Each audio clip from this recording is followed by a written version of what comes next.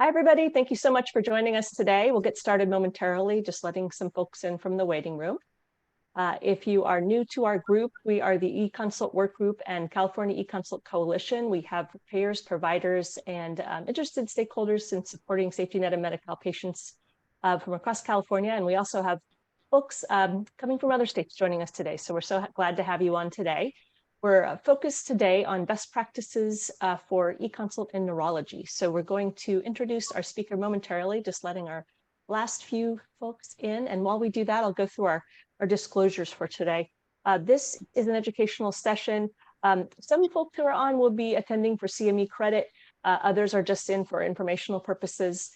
Just so you know, Dr. Dolan has no disclosures related to the content of today's session. We just have to go through our quick no disclosures or disclosures of no conflicts. And with that, I think we'll get started. I'm going to have Dr. Dolan introduce himself. He's a neurology specialist from Biddeford, Maine. And from there, I'll let you take it away, Dr. Dolan. Go ahead. Awesome. Thank you, Libby. Thanks, everybody, for hopping on. So as Libby said, I'm John Dolan. I'm a neurologist in Maine, actually a little bit further north of Biddeford now, since I just changed practices from one location to a practice in Portland. And in terms of my history, I went to medical school here in Maine, the UNE College of Osteopathic Medicine, did my residency, internship and residency at Wilford Hall Medical Center with the Air Force, did some payback at Wright-Patterson Air Force Base in Ohio, and then transitioned to private practice here in Maine. Been up here about 20 years.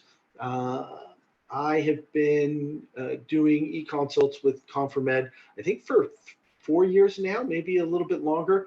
Not 100% sure on the actual timeline, but it has been a very interesting experience.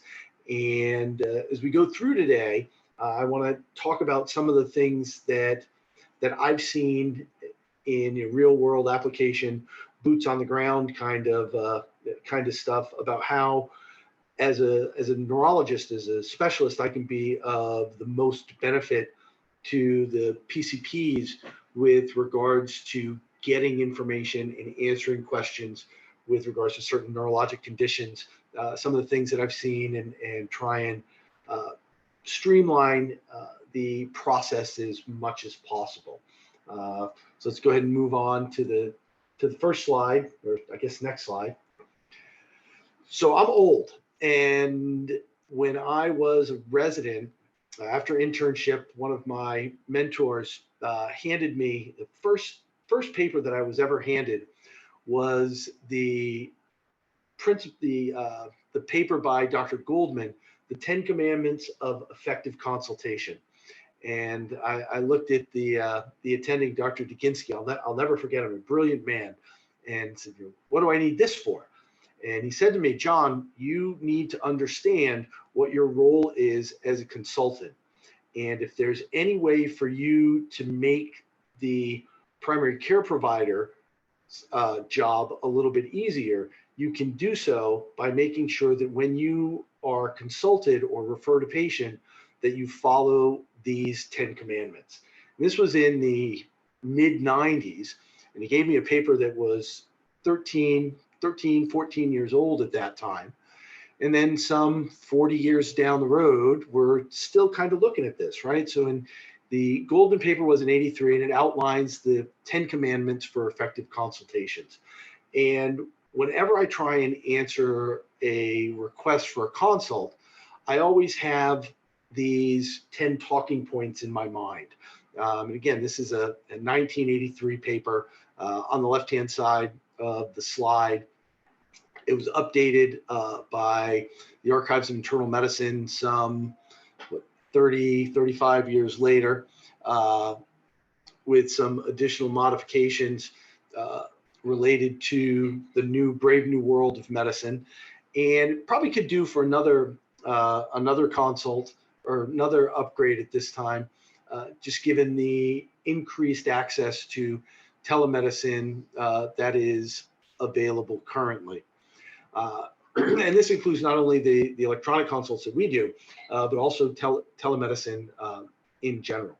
So when I'm trying to answer a consultation, I need to figure out what the question is. I need to establish the urgency.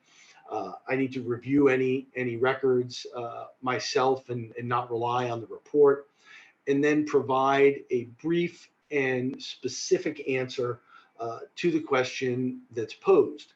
And those are really the big issues or the big guidelines that I follow. You do try and provide some contingency plans, try A, try B, try C. In non-electronic forms, you try not to take over or commandeer the referring physician or the referring provider's turf. And I always like to try and think, how can I provide a little bit of teaching, a little bit of training, or provide a small pearl that will help out that particular referring provider down the road if they were to have another similar case. And it's not that you're doing that from a position of I know better, but doing it from a, hey, these are the common questions that were asked, and this is what we're looking for, and this is what the current guidelines are, the current the position of the current thought leader. So it's an ability to provide some additional teaching and some additional knowledge to your colleagues, so that you're a little bit more well-rounded and a little bit better able to care for your patients moving forward. And the wording doesn't really change from 83 to 2006, 2007. And these are, these are the guidelines. These are the jumping off points that I try and work backwards from in terms of what my goal is in answering the question. Can pop onto the next slide. So what do I need to do that?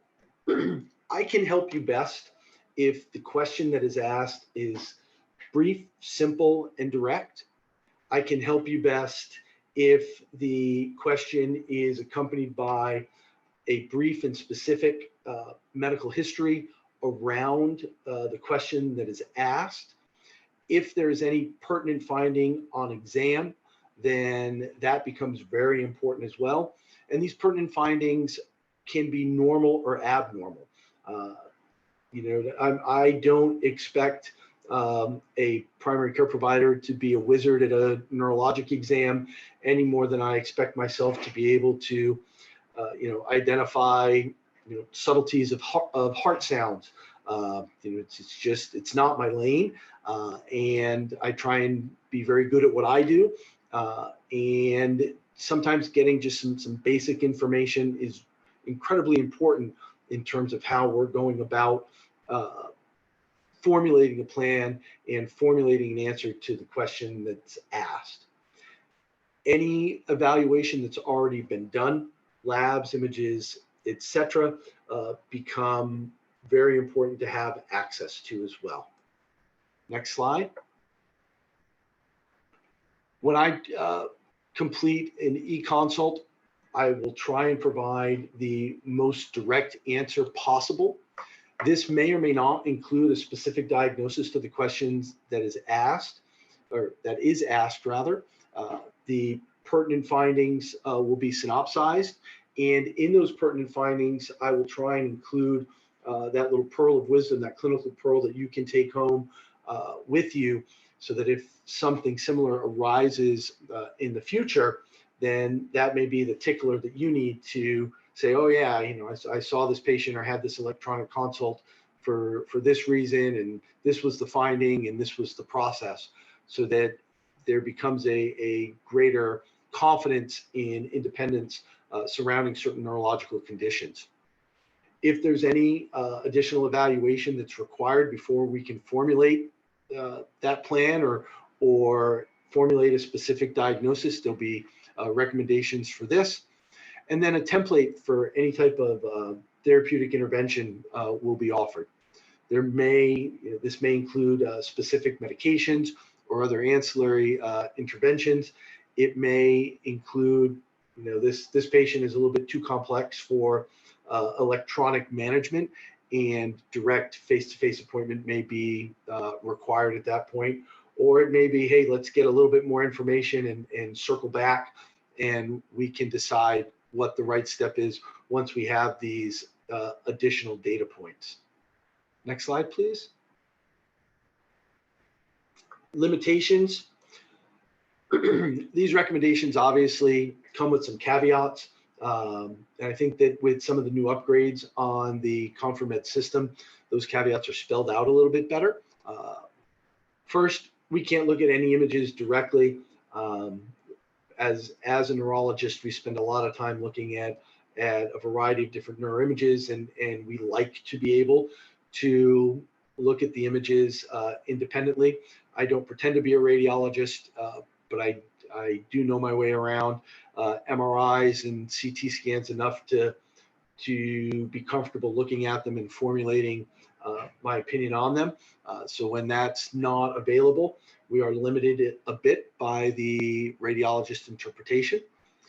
The information that we get is somewhat limiting insofar that it is secondhand. We're getting the referring providers commentary on the historical data that the patient provided to them. And it's certainly not the childhood game of telephone, but it's also not information directly from the horse's mouth, as the saying goes. So we'll get to that in just a second. The examination that is performed may be a little bit limited or may not have specific details that we would like to see or hear about. Obviously, we can't see them. And sometimes the recommendations that we provide will be sent saying, you know, these are the exam findings that I would be interested in, or I would need you to look for, and then I can help help formulate your conclusion and your plan a little bit better. So despite having the records to read, and despite having the radiographic reports, to review, and despite having lab data to review, at the end of the day, we don't have the original source document, right? We don't have the patient in front of us to hear, to examine. So that does provide some limitations on our ability to provide the best guidance that we could if we could see the patient face to face. But we do always try and provide those caveats and those quid pro quos of this is what it looks like in our recommendations. So what's the target? The next slide, please. Medicine's changing. The ability of PCPs to maintain control of the patient within their individual comfort zone has never been more important. We know that the different payer models are changing at this time. The business side of medicine is moving into the medicine side of medicine, and those two overlords don't always see eye to eye. There's no kind way to put that. So being able as a PCP to maintain control of your patients in the best possible way within your comfort zone has never, ever been more important. And as a consultant or referring someone who sees referrals, it's my job to make sure that I'm helping you to do that, and whether it's hand-holding through an evaluation and treatment and returning the patient to you, or helping with primary management, co-management moving forward, then that's the tightrope that we're both trying to walk. We recognize that specialty care is limited. Cost of care is becoming a larger and larger concern. These are things that we're trying to be quite aware of and quite cognizant of. And we want to ensure that not only are we helping our fellow physicians, but we're also helping patients to understand how they can be a bit more in charge of their health care. There was a straw poll that Dartmouth Medical School had organized via webpage, How's Your Health? And data suggests that about 40% of Americans between the ages of 50 and 70 are seeing more than one physician and having more than one chef in the kitchen, so to speak. And at least excuse me, at least 25% of those folks have no idea who's running the show. So being able to provide specific guidance to primary care providers who really should be in charge of their patient panel to the best of their comfort level and capabilities becomes really, really important, not only for the PCPs, but also for patient understanding and subsequently patient management. Ultimately, we're trying to get the right person to do the right thing for the right patient at the right time. If we can help PCPs to handle the softballs, sort of the bread and butter neurology, since we're focusing on neurology a little bit here, by providing some guidance, the most current recommendations with regards to evaluation and treatment, and get that information to somehow dovetail as comfortably as possible with that individual PCP's comfort zone, then I can walk away knowing that I've helped that PCP to be more comfortable and to handle that next patient, that next pitch that's similar come their way, so that they can get the evaluation right, get the management right, and help the patient receive the desired and optimal ideal outcome. So with all that in mind, we'll talk about a couple of cases. So let's start off with the good. So I like to think I know a little bit about pop culture, so we're going to do the good, the bad, and the ugly here. We've got a couple of great cases representing the good. So we'll start off with the first case here. This is a not too distant case that was sent to me. This is a case of a 59-year-old female, and the bullet points came right out of the electronic consultation. So the case presented as a 59-year-old female with increasing headaches. This was reported as frequent headaches across the forehead, back of the head, some visual changes, shimmers, sparkles, wavy pattern in her visual field. She didn't have a history of migraines. Generally managed her headaches with Tylenol. There were no associated features, and she was staying well hydrated. And the specific question that was asked in the electronic consultation was, what's the workup and what's the treatment? Next slide, please. So this is a cut and paste of the response that I provided. It's new onset headache syndrome associated with visual phenomenon with positive visual obscurations, not associated with nausea, vomiting, sound and light sensitivity. So as these questions are posed, this is the question of the new onset headache syndrome, clearly trying to describe a migrainous aura. So as I'm kind of working through this, I'm looking for those key pieces of migraine, right? So does it come with an aura? Does it not come with an aura? Is there evidence of the necessary usual suspects of sound and light sensitivity, nausea with or without vomiting? Does it get worse with activity levels? And then what's the intervention accordingly? So the historical features of the aura are quite consistent with migraine aura. And because of the nature of this particular presentation, our intervention would be a GPAN, right? So as this patient seems to be having more of a visual aura with minimal headache, there is some concern that this could be a more of a complicated migraine as opposed to run-of-the-mill migraine. In case of a complicated migraine, you'd want to avoid the use of the triptans, vasoactive agents. Considering the demographics, an older female, you do have to consider inflammatory headache syndrome, temporal arteritis / giant cell arteritis. And because of these positive phenomenon that are described, imaging in this particular situation would be indicated. We want to exclude any structural abnormality that may be producing seizures. So, when this kind of consult rolls across the computer screen in front of me, then I want to be sure that I'm able to identify the process and run through what I would do if this patient was sitting in front of me. And those key historical features would be the well-described migraine aura, the need for exclusionary testing to make sure it's not temporal arteritis, to make sure there's nothing structural that would be causing these visual phenomenon, particularly any evidence of something structural in the occipital lobes could be producing seizure activity, and then provide a little bit of treatment options at this time. This would include, the use of the G-pants in this particular situation. We like to provide the recommendation. Does this patient require face-to-face evaluation? The answer to this would be no, unless there's any abnormality noted or she doesn't respond.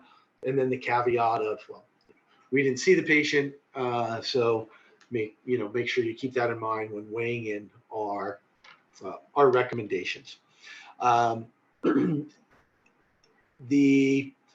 Hopefully, as we try and deliver that clinical pearl here, is that patients in their 50s, 60s who present with a new onset headache, particularly females, require that evaluation for inflammatory headache syndromes, temporal arteritis, and giant cell arteritis. So hopefully I was able to kind of go back and tick off those important pieces of the 10 commandments of being a good consultant. Next slide, please. So what could we have done better? What are our strengths, our weaknesses, opportunities, and threats? The consult itself had great strengths. The question was simple. It was posed in a very direct fashion, making it very easy for me to know what the referring provider was looking for. Hey, I've got this patient with this new headache syndrome. What do I do with it? The history provided was well defined. In terms of weaknesses, there wasn't really much of an exam that was documented. It's nice to have when you're dealing with headaches. At the very least, a mention of the cranial nerve examination. There was not much of documentation of the exam findings. Opportunities for improvement would be to make sure you include those exam findings and make sure that you specify any evaluation that was performed in the past.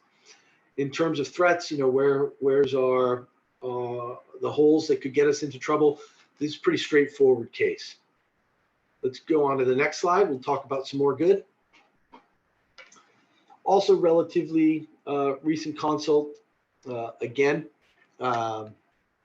these are the data points, or the bullet points are taken right off of the consult itself.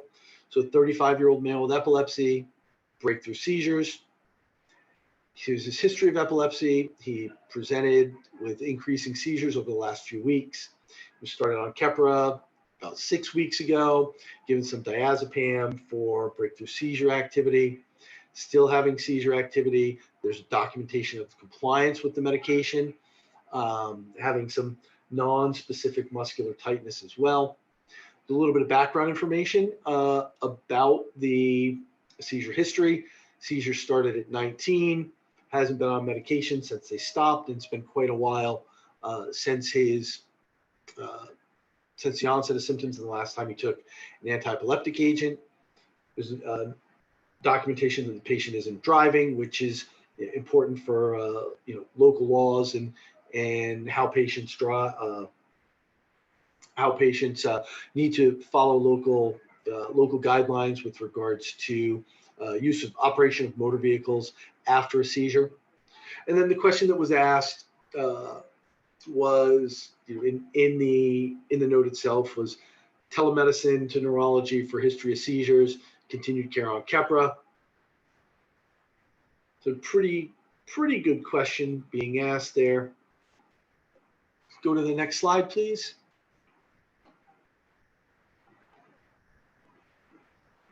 So my response was brief, succinct, and to the point. 35, history of epilepsy, taking Keppra 750 twice a day. He's having breakthrough seizures and needs his dose driven up. This should be reevaluated in about a month. Make sure he's seizure-free and side effect-free. If that's the case, no additional interventions are required. The usual evaluation is then outlined: MRI of the brain and EEG. Once available, he should follow up with neurology to make sure nothing else is being missed. This would be particularly important if there's any abnormalities on MRI or EEG. And then the recommendations are based on the caveat of I didn't see the patient. So in this, I'm trying to point out some of the simple management guidelines for patients with epilepsy. If patients with epilepsy are having breakthrough seizures, they need more medicine. If they're not having side effects, they need more of the same medicine. The goal is obviously to get patients seizure-free and side effect-free, and the basic evaluation should always include at a minimum MRI and EEG. So hopefully that's the pearl that's buried inside of this response. In the case of epilepsy, there are often questions about management of anti-epileptic levels. The management of anti-epileptic levels from a neurologist standpoint is probably different than the way internists and family practitioners look at management of anti-epileptic levels. The only anti-epileptic level that I'm ever really concerned about is the Dilantin level in someone or phenytoin level in someone who's having breakthrough seizures, because that directly impacts how much additional medication they can take, secondary to zero order kinetics. Most of the time, however, the use of anti-epileptic levels is a bit of a fool's errand. When patients have seizure disorder or epilepsy and are on medications, the first and most important question that needs to be asked of the patient is, are you taking the medications regularly and not missing any doses? Breakthrough seizures are almost always due to medication non-compliance. Certainly there are other triggers, but after doing this for a long time, most of the time when epileptics have a breakthrough event, it's because they're not taking their medicine. After ensuring that the patients are taking their medication, the next two questions that become important with regards to the management of epilepsy and anti-epileptic medications are you having seizures and are you having side effects? These are two yes or no questions, meaning that there are 4 potential outcomes. The worst possible outcome is that the patient says yes to both. Yes, I am having seizures, and yes, I am having side effects. The intervention at that point becomes a complete revamp of the plan. You obviously can't give more medication to someone who's already experiencing side effects from their current dose, and it's not working anyway, so why would you bother to do so? So that plan needs to be completely revamped. Second outcome is yes to seizures, no to side effects. I don't know if that particular agent is effective because we haven't pushed it to the point where it's either worked or the patient has developed side effects. So the intervention at that point would be more medication, and that is the case in this patient. He's having breakthrough seizures with no side effects. The answer is push the medicine up.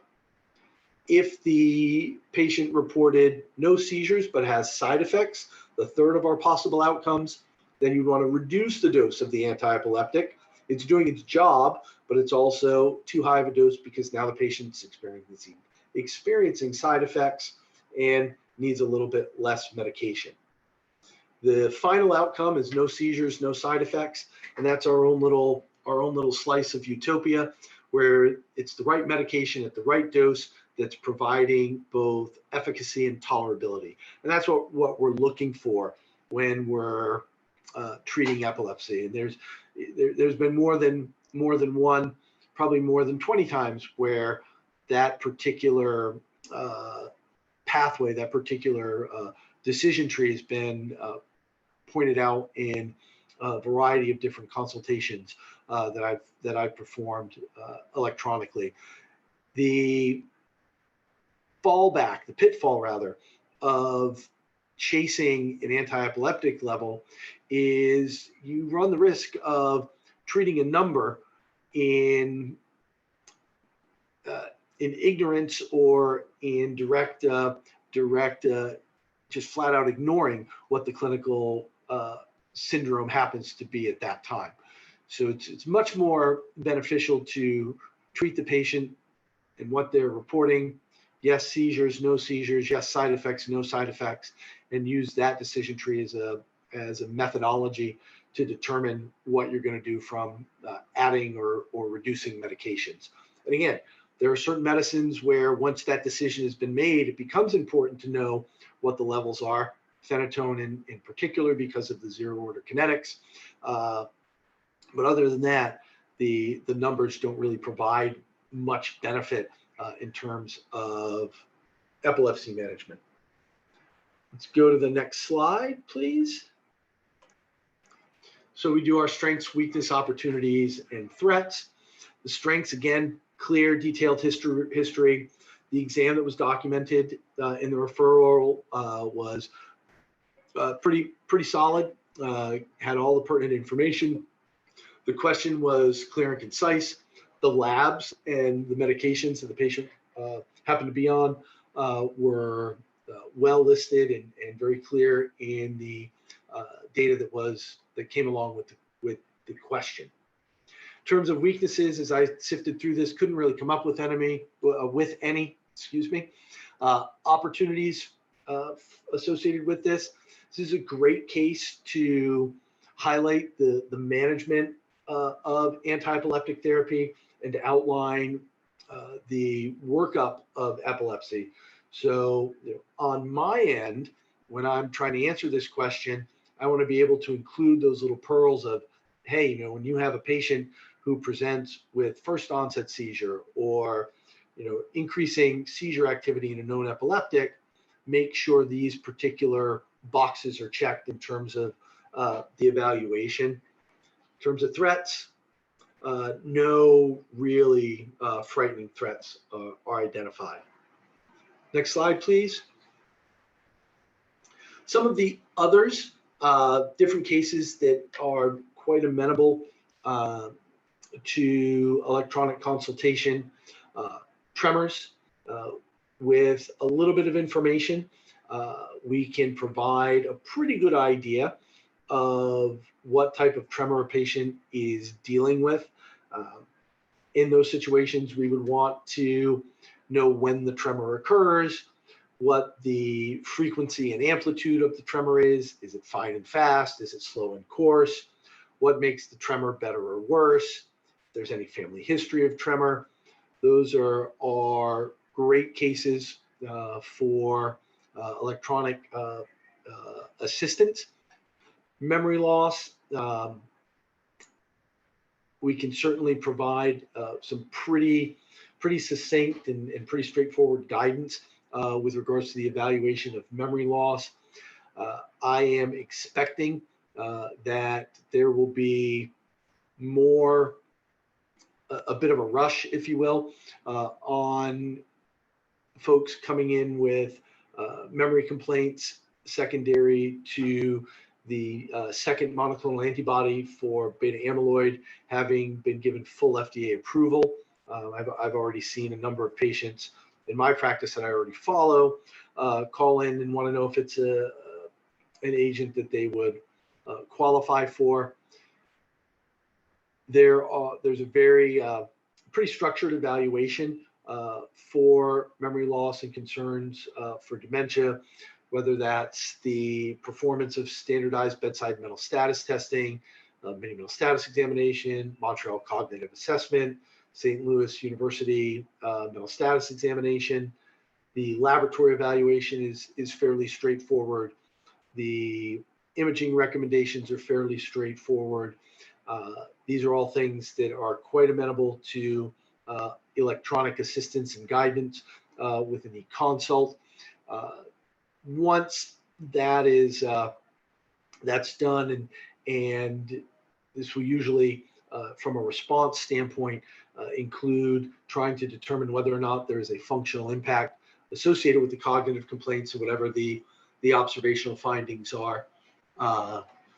Then that is and we may be recommending that the patient see neurology for specific additional testing, lumbar punctures and whatnot, because in order to be considered a reasonable candidate for these new monoclonal antibodies, there does have to be evidence of beta amyloid pathology, either by PET scan or by spinal fluid analysis. The laboratory testing, traditional blood work, just isn't quite ready for prime time yet, and the spinal fluid analysis for a ratio of p-tau versus A beta 42 in the spinal fluid is really the simplest way that you can get the testing accomplished at this point to provide evidence of that beta amyloid pathology necessary to be a good candidate for the monoclonal antibodies, aducanumab and lecanemab. Paresthesias, I know folks probably see more nummy tinglies than they want to see. We can certainly provide some very directed evaluation guidelines for paresthesias. And this would include not only the symptoms of radiculopathy or focal mononeuropathy, but also the peripheral neuropathies. The workings of a neurologist's mind can be a bit interesting, to say the least, but we do enjoy pattern recognition, and there's nothing quite as interesting clinically with regards to pattern recognition than the peripheral neuropathies and how they present, distal versus proximal, and dermatome versus single peripheral nerve versus length dependent, what the exams show, and then what the evaluation looks like. So in these particular cases, there is a great opportunity to provide some pearls with regards to the workup in the future. So how do we go about evaluating peripheral neuropathies? What are the most common causes that we look for? What should you see on an examination that would make you think of a peripheral neuropathy? And there's a great opportunity to do some teaching and provide some of those clinical pearls to help our PCP compatriots moving forward in the future. Let's go to the next slide and talk about the bad and the ugly. So in this case, again, lifted directly off of the consultation, other than apparently had a history of a TIA, that was my ad lib. The referral was for a 71-year-old male who wants a different neurologist. That's it. That's what we got. There, further buried in the note was the history that the patient may have had a TIA or a small stroke in the past, and we got a med list and we got labs, and that was pretty much it. Next slide, please. So as I'm looking at this, I have no question to answer, and the best that I could come up with is what are the things you need to look for secondary stroke prevention. So the response is, you get this 71-year-old with a history of a stroke, the nature of the syndrome and residual deficits, it just wasn't there. No abnormalities were reported on physical exam. The only thing that I can really offer here is what are the risk factor modification measures that are appropriate in this setting. I can't be very specific with regards to antiplatelet therapy versus oral anticoagulation, warfarin or DOAC. I can try and spell out a little bit. It would be antiplatelet therapy if A, or anticoagulation if B. We can provide guidelines for blood pressure maintenance, ACE inhibitor for class effect, cholesterol guidelines, tight glycemic control for diabetes, and obviously tobacco cessation. There's no clear evidence that face-to-face evaluation is required. And again, document that I'm pretty limited in terms of of what I can recommend and how I can answer your question based on the history that's provided. Next slide, please. So in terms of our strength, weakness, opportunities analysis, I got the med list, I got the labs. That was a plus. In terms of weaknesses, it's very hard to answer a question that isn't really asked. It's also very hard to answer a question about a specific stroke syndrome without a documented history or examination findings. In terms of opportunities for improvement, obviously provide some degree of context, provide a little more meat on the bones of what the TIA or stroke syndrome looked like, what the event was, give us some information on even a simple basic neurologic examination. It does allow for the opportunity to provide stroke and TIA prevention, secondary risk factor modification measures. So that was a good opportunity that was present within this consultation. Potentially on my end, I could have added in the FAST guidelines for patient education. So that's probably an opportunity missed as I reread that on my end. And what's the threat? The threat is that there's such a huge opportunity that I am going to provide you very non-specific recommendations. And in those non-specific recommendations, there's a real risk of harm to the patient. And we certainly don't want that to be the case. So if we can't figure out what the question is, then it really kind of leaves us wandering in the dark. And it's awful hard to follow those commandments and those guidelines if we don't have a good jump off point. And that was really the primary weakness of this particular consultation. So some closing thoughts. Next slide, please. When in doubt, ask. If there's a particular question that you have about the evaluation of any condition, not just neurologic condition, but any condition, and you're not sure where to go, ask the question. When you're asking that question, be specific. The more specific the question, the more specifically I can answer the question. If I can answer that question more specifically, I'm increasing the likelihood that you're going to get the answer or the information that you're seeking. If the question is less specific, the answer you get will be less specific, and there's a much greater likelihood that either A, you won't get the answer that you're looking for, or B, you won't be able to find the answer buried in the information that I regurgitate out to you because it's not going to be very clearly and concisely delivered. All of what you may be looking for, all of the data you may need could be in that answer, but the clarity of the question is so important for the clarity of the answer.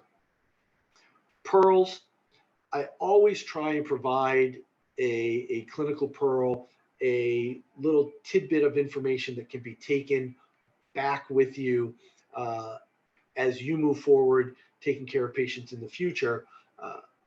It's incredibly important. That was kind of one of the most important things that, if I go back to my mentor, Dr. Duginsky, it taught us was, we don't ask the internists or the PCPs or the OBGYNs to the family medicine docs to become neurologists. We just want to be able to give them some information to help them do a better job so that when they need us, we're here for them in the best way possible. So it's really important from my standpoint to try and give you that one little tidbit of information, that one little clinical pearl that you can log away in the back of your head and use as you move forward in your clinical career as well. Last slide. Any questions? Hopefully I gave you some good information and didn't bore you too much. Thanks, Dr. Dolan. I'm going to pause and allow anyone who may not be able to answer a question or ask a question out loud. If you'd like to use the chat, you can do that. Anyone who'd like to share a question, I know that we have some folks on phone, it sounds like. So if there's anybody who needs to share their question verbally, you're welcome to do that too. And I'll just pause there.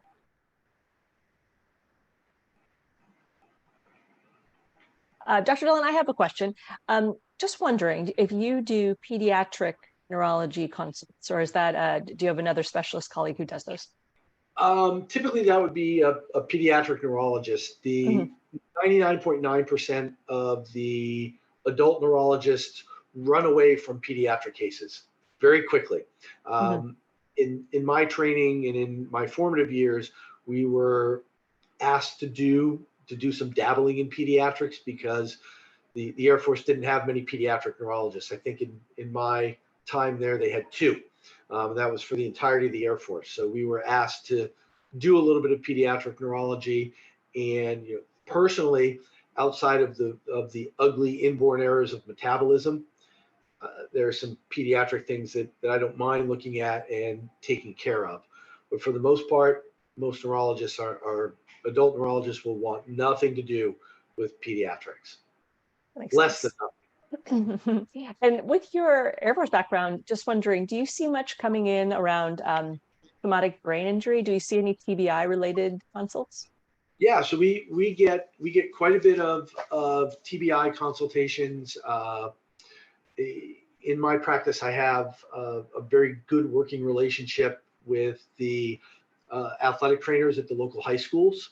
So I'll see a vast majority of the concussive injuries in high school athletes, and that's kind of spread out to the some of the D2 and D3 athletes at some of the smaller colleges here in Southern Maine. So we do care for a lot of concussive injuries. So there's a comfort level with that. You see those through e-consult? On occasion, we'll get questions about concussion through e-consult.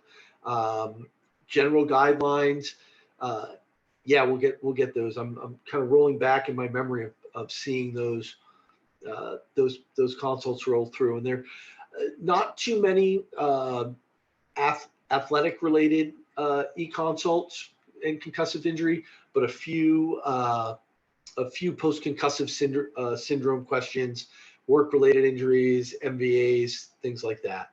And those, those guidelines or that recipe for treatment can actually be pretty succinctly placed out to help walk people through the process. And it's also nice that most of the time, someone who has a concussive injury doesn't require too much intervention. There are things that you can do to help facilitate recovery, but most people get better on their own. So just being able to provide the education, to the patient at that moment, what to look for, things of that nature, what the clinical course looks like, is a very important piece. That's a great e-consult question because I can give or someone can give a really big pearl of, this is the pathophysiology of concussive injury. This is the usual recovery course. This is what the best practice is at this point. Get this, get PT involved for rehabilitation measures. If it's, an athlete of any type, there are certain guidelines that have to be met in the return to play protocol. There are different programs. There's a Buffalo program. There's a Zurich program. There's a University of Pittsburgh program. You can really kind of lead people through that, or at least point them to the spaces where they can find the information and access it for themselves, for the patients, for the other healthcare professionals that they're working with. So that's a good example of something we can be very helpful with. Thanks, Dr. Dolan. A question just came in, I believe it's Dr. Bushra. The question is around e-consult for psychiatry, and yes, we do have that offer. That's not part of today's topic, but I can get back to you later on that, Dr. Bushra. Did you have another question? No, it was just a question. I knew it was not related to neurology, but yeah, wanted to. Yes, that is an option. Yes. Are there any other questions for Dr. Dolan? So I think we do have some data to share with you. Marianne McGuire is with us with ConfirmEd. Marianne, did you want to share a bit about what you're seeing in California with regard to e-consult for neurology? Yeah, thank you, Libby, and thank you, Dr. Dolan. It was wonderful to hear you present and talk about the good, the bad, the ugly, the way to improve. We love that. So you are up to date on pop culture, so you're good. Yes. Let me, I pulled a little bit of data for California for neurology for this year, and I'm going to just show it and give you a sense of some of the diagnosis categories we're typically seeing around neurology coming in. So just give me one moment. Perfect. Right. And Marianne, while you're bringing that up, there was a question around where you can access the recording of this session. We'll share this after the session, and it will be on our eConsultWorkgroup.com website. So thank you. Go ahead, Marianne. Wonderful. Is it up, Libby? All right. So the first thing I want to say is for neurology, it has been pretty steady for years in terms of where does it fall as a specialty use need in access in California. It is usually 1, 2, or 3, depending where you are geographically in the state. I can say that the North area definitely is a driver for neurology. So, this gives you a sense of peds is orange, adult is blue, and the volume that we're seeing across the board. And it's steady. The last bar is just July, and that was last week's data alone. But, the use is there, the need is there. And I think having Dr. Dolan talk a little bit about how to get the most out of your neurology consults is great. So for the folks on the call that might not be providers in the practices, but you play a role in the practice, it's really good to talk to the chief medical officer a little bit about some of the things you heard today to get the best out of neurology. And so I think that's important. And I think when we think of neurology and what's going on in it in terms of because all the practices care about this, right? Everyone cares about the recommendations that the specialist is giving, PCP management versus face-to-face or further workup. And neurology runs pretty steady. It's about 70% PCP management, 30% recommended face-to-face. That includes peds in there, which we always see a little bit more face-to-face there. So I wanted to show that. And then looking across our data, I just want to give you a sense of what we've been seeing in e-consults when we mine that and look at categories. So, not surprising, headache, migraine, dementia-related cases in Alzheimer's, epilepsy, and seizures. These tend to be the top reasons things are coming in. But as you heard today and saw the cases from Dr. Dolan, there's many reasons in neurology why e-consults are important. So I think that's really a helpful piece. And then, of course, if anyone's from any of the practices, you have any questions on neurology, reach out post to anyone on the Confirm Med team. We're really pleased to help you. Thanks so much, Marianne. And the question from Dr. Bushra came through. I'm not sure if it's a question for Dr. Dolan, but I'll read it quickly. What about e-consult for psychiatric patients, especially when it comes to rule out dementia? So I'm not sure if that's more of a psychiatry question, but do you see any e-consults related to that topic, Dr. Dolan, where it could be a neurology question that is related to dementia?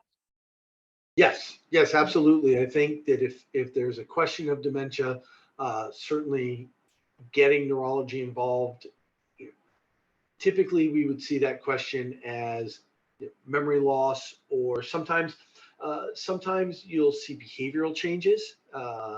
Trying to think through how you would go about answering that kind of question. Behavioral changes could be something that would be a presenting piece. So, yeah, I mean, if there's any question, again, if there's ever a question about, could this be dementia, or could this be X neurologic diagnosis, and you don't have a good feeling about your comfort level with the answer, then ask the question, right? The take-home message should be, I need to be comfortable in how I'm treating this patient, and if I'm not comfortable, I'm going to ask the question. And if it's a question that comes to me as a neurologist, and I read through the history and can get the can get the gist of the question to provide the best answer, that's what we're going to do. And if the answer is, I do this evaluation and really consider that this isn't, a dementia syndrome, that it's an additional manifestation of the underlying psychiatric illness, then that's what the answer that you're going to get, right? So you want to be able to provide that thorough yet direct and succinct evaluation and workup plan, including the contingency that, okay, do these labs, do this imaging, and if all of this is normal and there's no functional impact, and this may well be related to their underlying psychiatric diagnosis, if that's the case, that's an okay answer to get from the question. But again, it all goes back to that question: what's the best way? The more direct that question, the more direct the answer, and it makes things easier for both of us, the referring provider and the referee, or whoever's doing the referral on the other end, being able to say, aha, there's the question. Okay, now I can formulate the answer. Here's the data that's going to help me get there. It helps everybody play nicely in the sandbox. That's great. And I think your recommendations earlier in the presentation of how to craft helpful questions were great. So this slide deck and the recording will be available to the group. I think those tips, you're right, even if they were written in the 80s, they still apply. So thanks so much for that great wisdom. And Dr. Dolan, we really appreciate your time today. Great to have these really detailed examples of how eConsult can be applied in neurology to improve access to care. So thanks again for your time today. Awesome. Thank you. Thanks, everybody. And before we leave today, if anyone would like to receive CME for today's session, you can access the link that I put in the chat. If you don't have access to that, no worries. You can check your email where I've sent those instructions. The access to the survey to be able to obtain CME is in your email inbox too. And if you don't have that, you can always contact me and I'll make sure that you get the CME credits if you're seeking those. Lastly, those who wish to see this recording or share it with others, it'll be posted to our econsultworkgroup.com/coalition website. If you're new to our group, I think I recognize most of your names, but if you are new, we do have monthly meetings. Some of them are education related. Some of them are just opportunities to get providers together to talk about their experiences and needs. Our next session in September is going to be around incorporating eConsult into the overall telehealth strategy of your organization. And then in October, we're going to revisit the great dashboard that we're compiling of eConsult across the state and really look at the role health plans have played and what they do need to continue to play to support eConsult for providers. So thanks for joining us today. We appreciate your time. And thanks again, Dr. Dolan. We really appreciate your knowledge and sharing these great examples. Thanks, Have everyone. a great day.